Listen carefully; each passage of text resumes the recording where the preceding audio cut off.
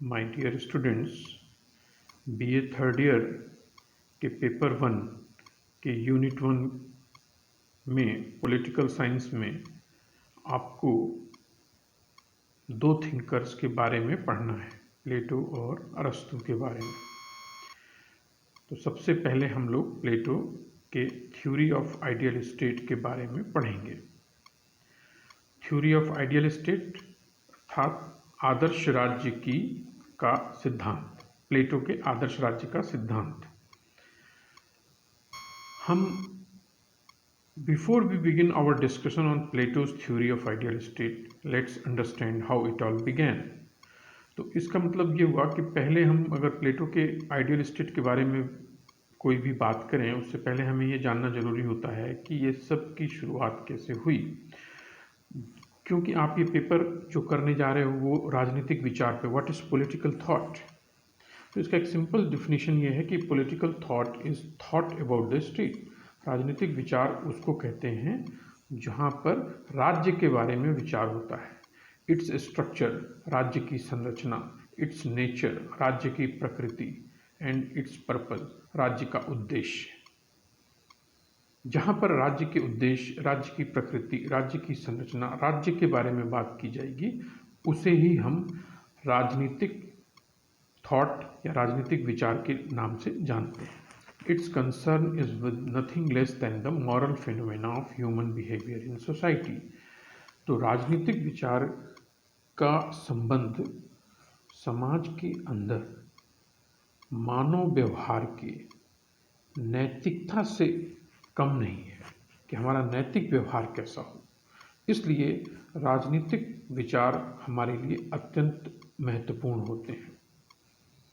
तो प्लेटो से हम लोग शुरुआत करते हैं।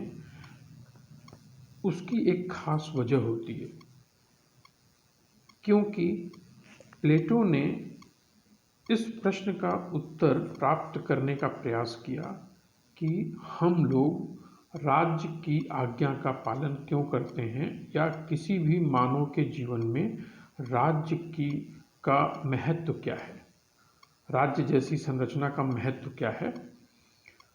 और प्लेटो, दूसरी एक और वजह है प्लेटो के बहुत इम्पोर्टेंट होने की, कि प्लेटो ने इस प्रश्न का उत्तर मानव के प्रकृति में ढूंढा है, ह्यूमन नेचर में ढूंढा है।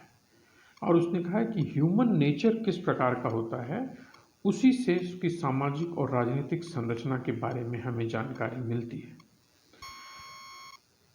तो पॉलिटिकल थॉट जिस पेपर को आप पढ़ने जा रहे हैं, ये वेस्ट में, पश्चिम के देशों में, पश्चिम संसार जिसको बोलते हैं, पाश्चात्य देशों में, it was the invention of the Greeks.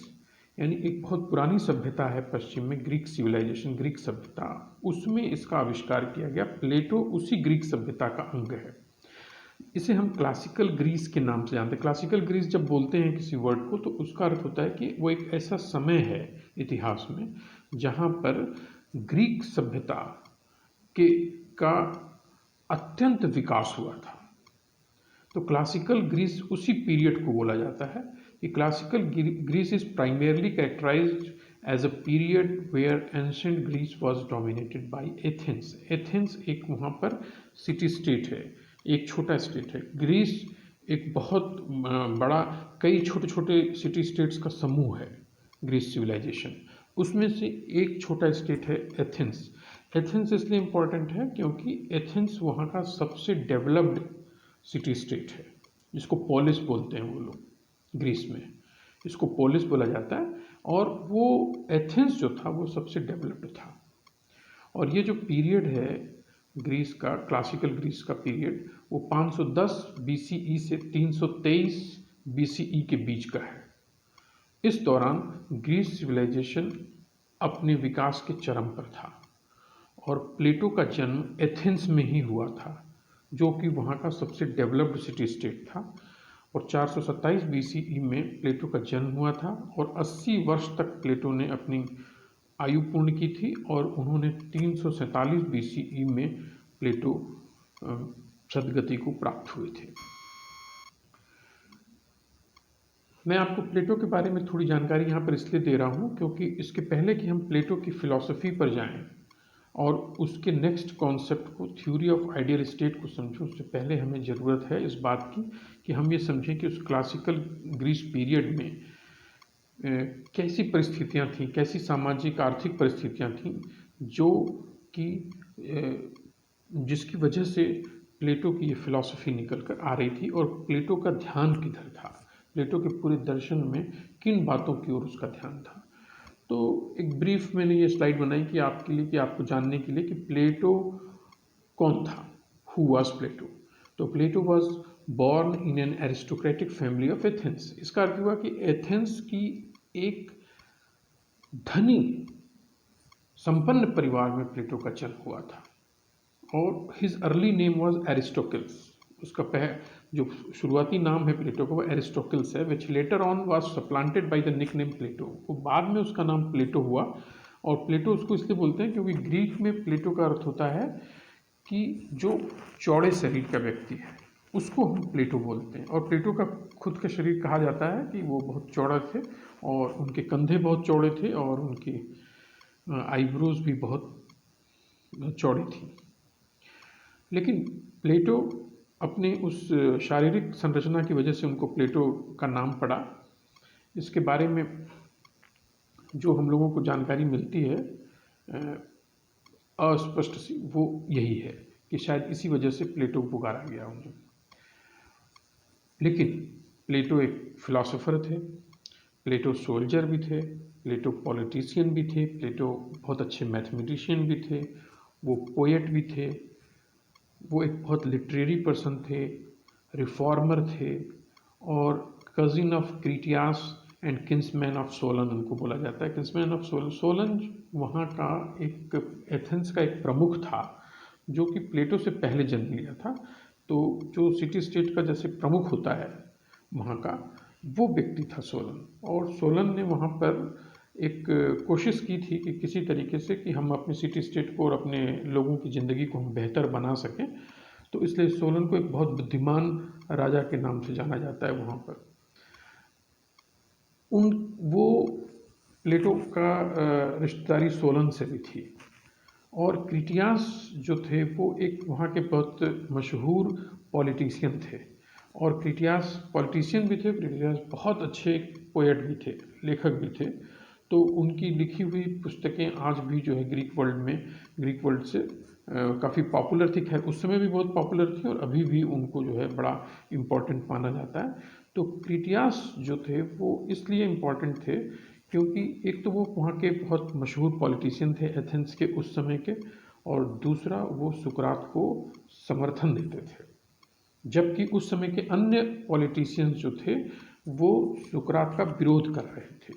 सुकरात कौन थे? सुकरात प्लेटो के गुरु थे और एथेंस में सुकरात का समर्थन करने वाले बहुत कम लोग थे। क्रिटियास उसमें से एक थे क्योंकि क्रिटियास सुकरात को बहुत पसंद करते थे। प्लेटो ज्वाइंड सोक्रेटिक सर्किल इन 407 BCE। प्लेटो जब 20 वर्ष की उम्र के थे तो प्लेटो ने सुकरात उस समय वहाँ एथेंस में थे और उनका अपना एक ग्रुप था। प्लेटो ने उस ग्रुप में अपनी उपस्थिति दर्ज करा ली थी और प्लेटो सुकरात के शिष्य थे और सुकरात की बहुत प्रशंसा करते थे और प्लेटो उनसे बहुत प्रभावित थे, सुकरात से।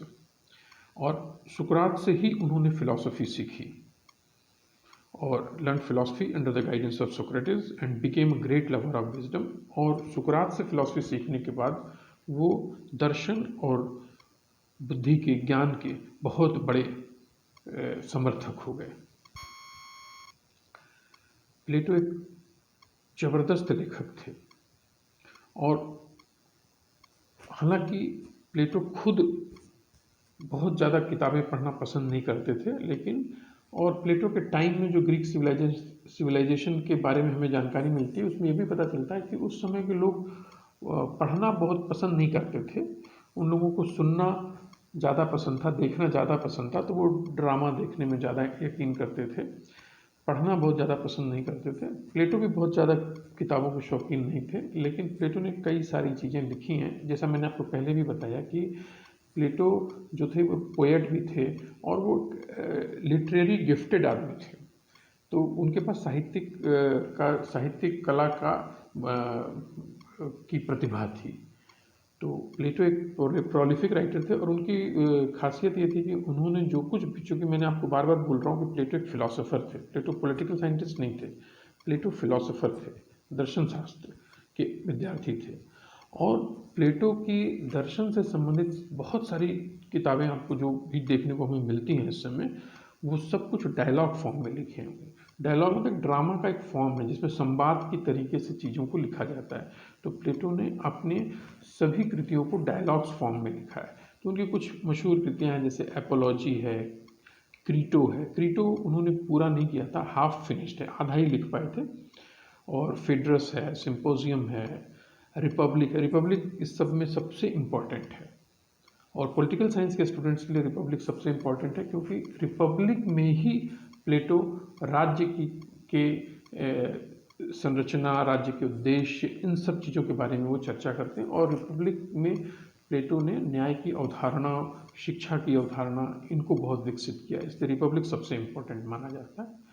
फिर स्टेट्समैन हैं, लॉज हैं, ये कुछ किताबें लिखी हैं। इसके अलावा भी बहुत सारी किताबें प्लेटो ने डायलॉग फॉर्म में लिखी हैं और रिपब्लिक सबसे इम्पॉर्टेंट है। नेक्स्ट पॉइंट ये है कि the form of writing is in the style of dialogue. ये मैंने आपको बता दिया कि वो डायलॉग के स्टाइल में लिखा है उन्होंने कि किसी ने कुछ बोला, फिर उसका जवाब किसी ने कुछ और दिया। और प्लेटो की जो भी राइटिंग्स हम लोगों को मिलती हैं उनमें सबसे इम्पॉर्टेंट चीज़ मिलती है कि हर एक उसके डायलॉग के फॉर्म में सोक्रेटिस जो है उनका चीफ स्पीकर बनाते हैं। प्लेटो उसको एक कैरेक्टर बनाते हैं और सुकरात एक कैरेक्टर होता है जो कि बहुत बुद्धिमान है, वो सब प्रश्नों का उत्तर देता है लोगों का, और लोग उनसे आर्ग्यू करते हैं तो उनको अपना अपना पक्ष रखते हैं, सुकरात उनको उनके पक्ष को काटते हैं, और ये सब कुछ संवाद की शैली में लिखा हुआ है। इसलिए हम लोगों को यदि आप इनको पढ़ेंगे प्लेटो की किताबों को, तो आपको लगेगा कि जैसे आप कोई नाटक पढ़ रहे हैं, लेकिन उन्हीं नाटक के बीच में प्लेटो बहुत सारे दार्शनिक प्रॉब्लम्स को सामने लेकर आते हैं। तो उनकी फॉर्म ऑफ राइटिंग है वो डायलॉग के रूप में है, और सुकरात उनका प्रमुख वक्ता है, प्रमुख character. The Platonic dialogues are politico philosophical in nature. तो जितने भी आप डायलॉग्स उनके पढ़ेंगे, ये जैसे Apology, Crito, Phaedrus, Symposium, Republic, Statesman, Laws, ये सब कुछ के अंदर आपको पॉलिटिको फिलोसॉफिकल, राजनीतिक दर्शन शास्त्र से संबंधित प्रकृति की चीज़ें मिलेंगी उसमें। और उनके his dialogues with artistic presentation of political and philosophical problems. अब प्लेटो ने अपने समय की जो राजनीतिक और दार्शनिक समस्याएं थीं, जो प्लेटो ने महसूस की उस समय, आज से 2500 साल पहले, उन्होंने उसको संवाद शैली में उन किताबों में लिखा है। तो इससे हमको ग्रीक सिविलाइजेशंस के बारे में बहुत कुछ जानकारी मिलती है कि प्लेटो किस प्रकार की प्रॉब्लम को वो देखना चाहते हैं और उनके देखने का नज़रिया क्या है।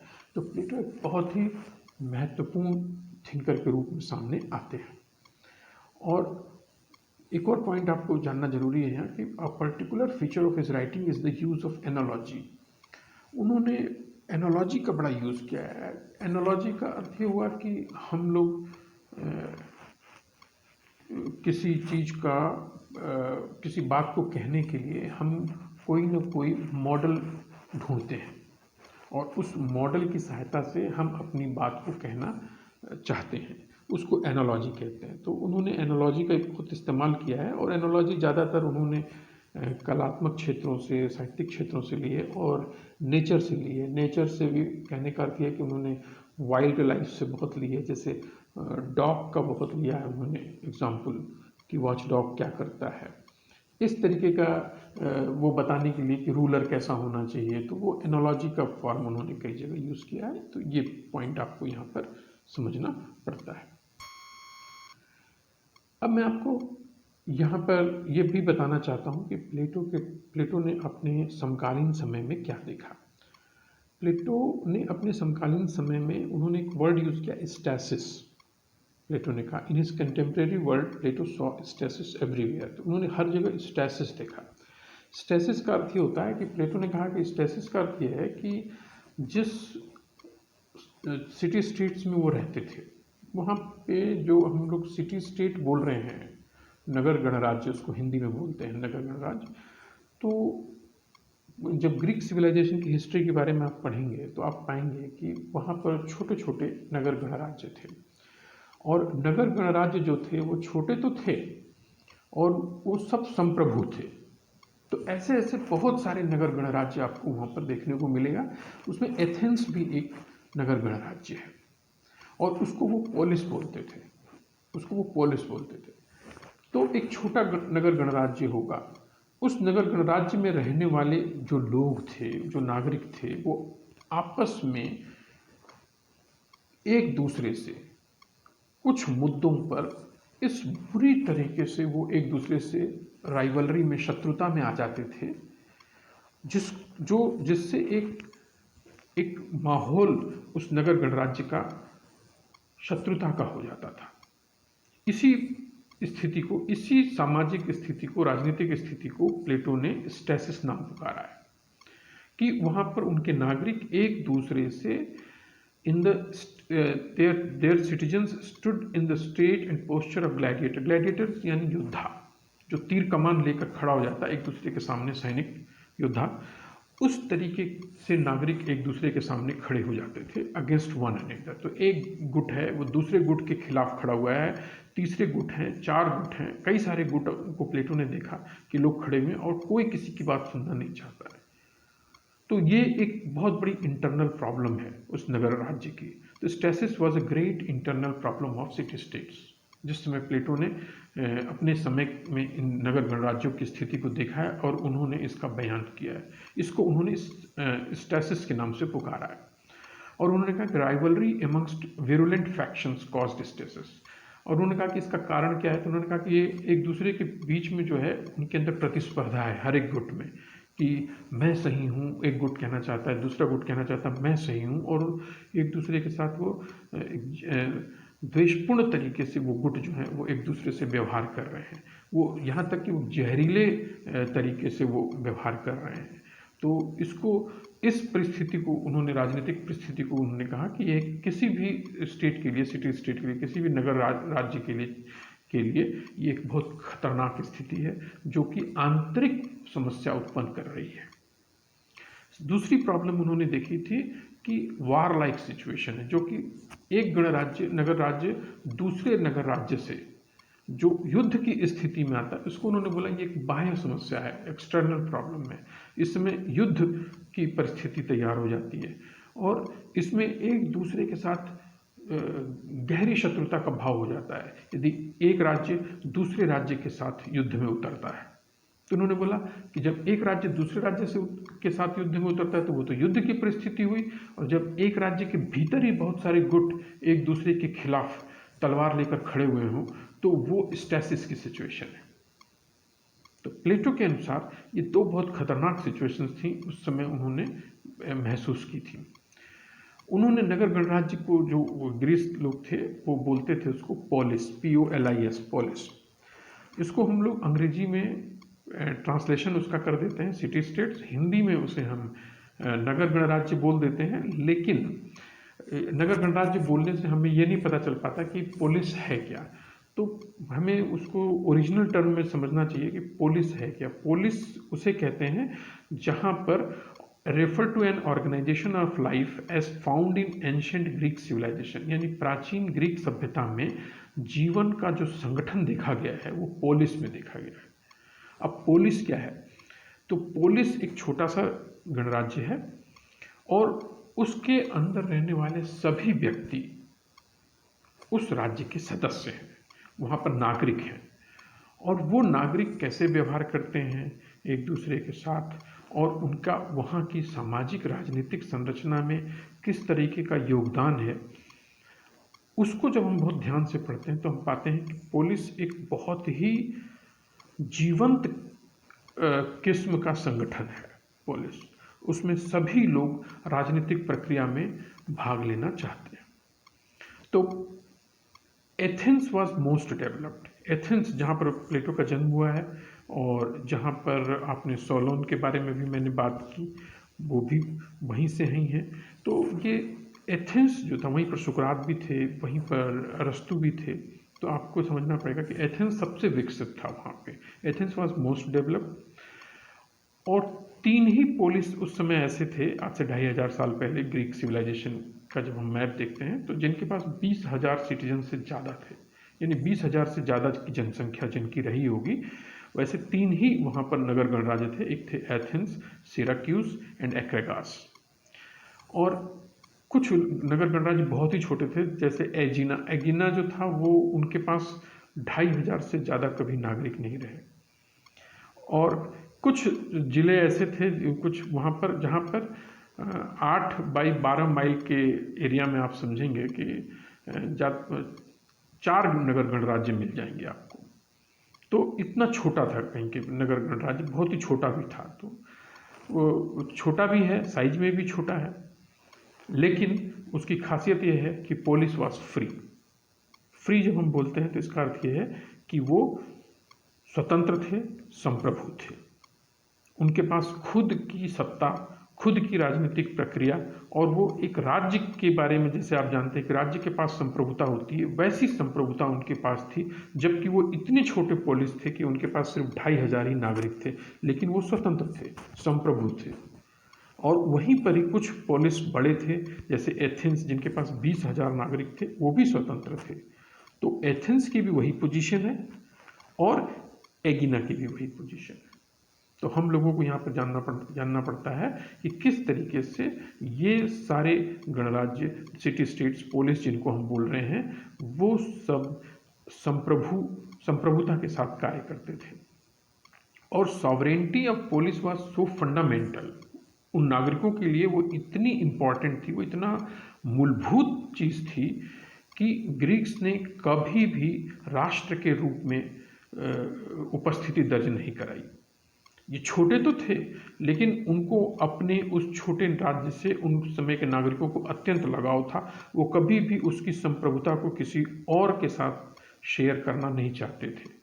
तो इसलिए हम लोगों को बहुत सारे पोलिस ग्रीक सिविलाइजेशंस में दिखाई देंगे, और वो उसके लिए जान देने को तैयार है, वो अपनी संप्रभुता को बचाने के लिए तैयार है। इसीलिए कहा जा रहा है कि the sovereignty of polis was so fundamental to it कि that Greeks never formed a nation, कि उन्होंने कभी भी ये नहीं सोचा कि हम छोटे छोटे नगर गणराज्य मिल जाएं और हम एक बहुत बड़ा राष्ट्र बना लें। उन्होंने कभी भी नहीं किया।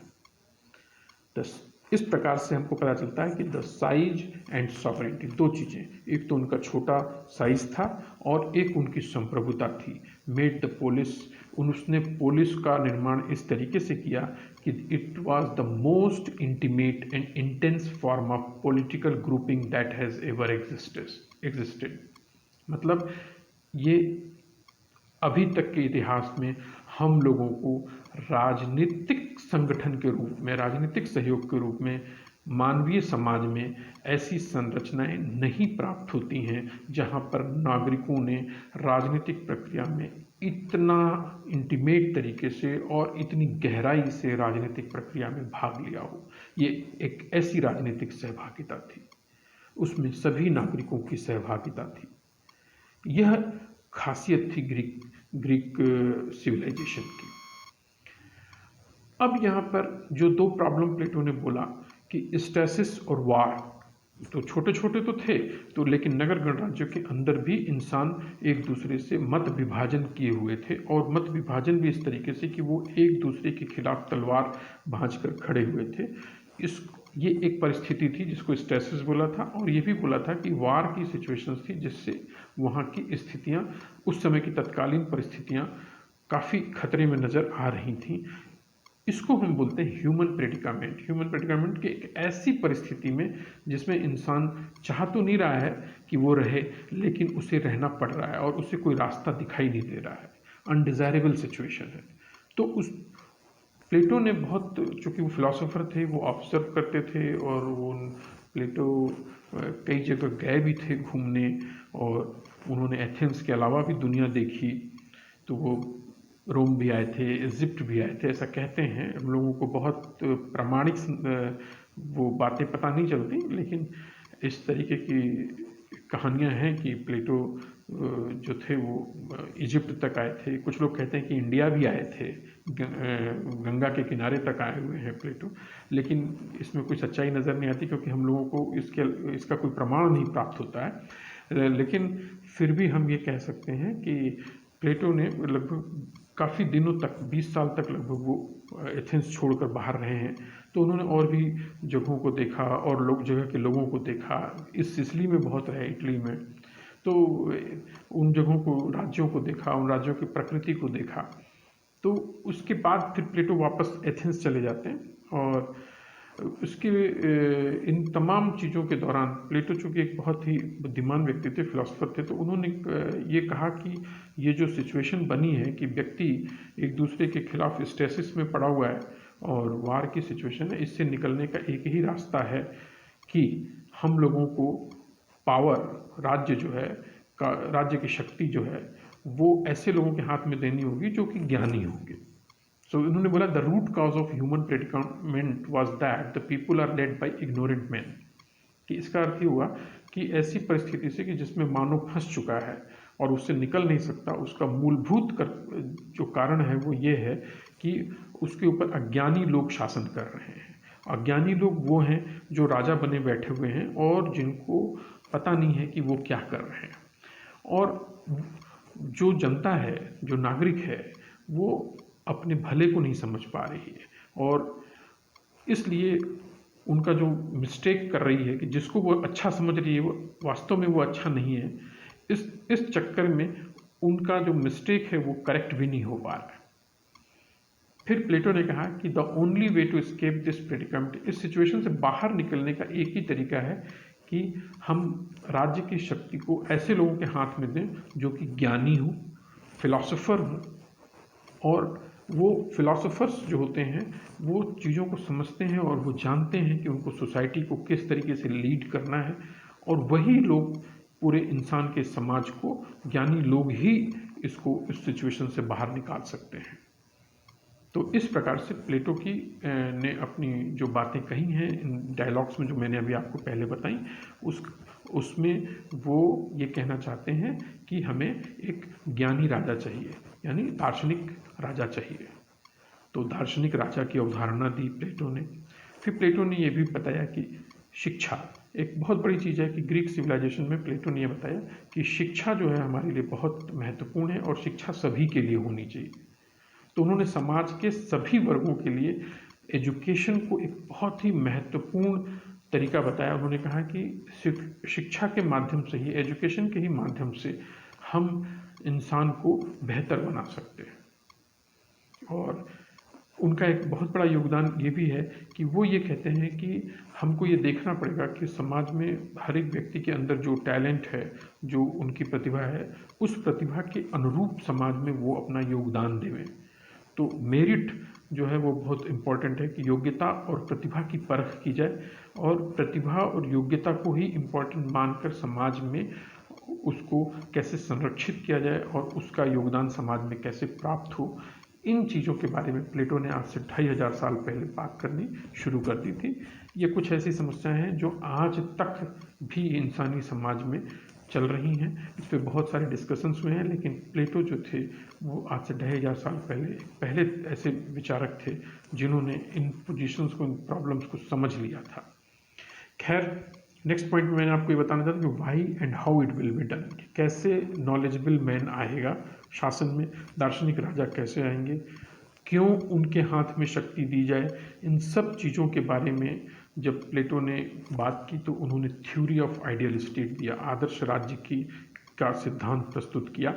अपने किताबों में, उनकी कृतियों में हमें मिलता है। और ये भी ध्यान है, प्लेटो को ये भी पता है, प्लेटो ये कह रहे हैं कि हमें पता है कि आइडियल स्टेट कहीं पर भी इस दुनिया में मौजूद नहीं है। इस दुनिया में कहीं पर भी आदर्श राज्य जो है उपस्थित नहीं है, does not exist in reality, वास्तविकता में मौजूद नहीं है।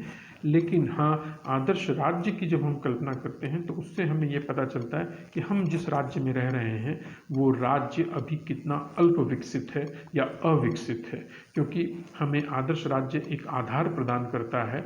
उस आधार की सहायता से हमको ये पता चलता है कि हम कितने पिछड़े हुए हैं, अभी और हमको कितना आगे आने की ज़रूरत है। इसलिए ideal state does not exist in reality but it proposes an archetype. Archetype उसको बोलते हैं जैसे कोई भी एक मूल मॉडल बनाया जाता है, उसके आधार पर फिर दूसरी कॉपीज की जाती है। जैसे अगर आप कोई कार बना रहे हैं तो कार का एक मूल मॉडल बनता है जिसको हम आर्किटाइप बोलते हैं। फिर उस मूल मॉडल को जब हम सही मानते हैं कि हाँ ये मूल मॉडल सही, तो फिर उसी मूल मॉडल के आधार पर दूसरी कारों का डिज़ाइन किया जाता है। तो इस प्रकार से जो मूल मॉडल होता है उसको आर्किटाइप बोला जाता है। तो वो आदर्श राज्य वो मूल मॉडल है। हमको उस मूल मॉडल के बारे में बात होती है कि राज्य क्या है, तो प्लेटो ने आदर्श राज्य की परिकल्पना की है, उस मूल मॉडल की परिकल्पना की है, जिससे हमको एक क्राइटेरिया, एक आधार प्राप्त होता है, जिससे हम ये तय कर पाते हैं कि जो मौजूदा राज्य हैं कभी भी, चाहे वो प्लेटो के टाइम के हों या प्लेटो के बाद के टाइम के हों, वो उस मूल मॉडल से कितने दूर हैं। So thank you very much. आज का लेक्चर यहीं तक। आगे के लेक्चर में मैं आपको थ्योरी ऑफ आइडियल स्टेट की परिकल्पना के बारे में और विस्तृत तरीके से बताऊंगा। Thank you very much.